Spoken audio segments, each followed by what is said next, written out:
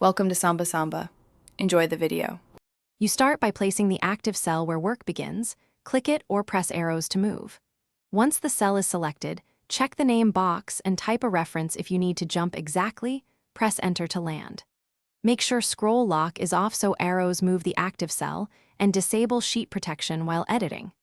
Now you're positioned to enter or edit data directly.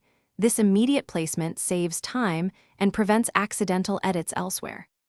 Once the active cell is set, press F2 to enter edit mode and position the cursor exactly where you need it. Use Enter to accept or ESC to cancel.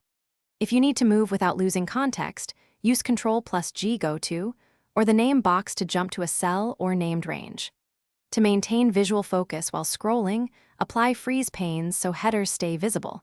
This keeps the active column or row in view while you navigate large sheets, making comparisons and edits faster. Finish by validating and locking the focus cell if needed.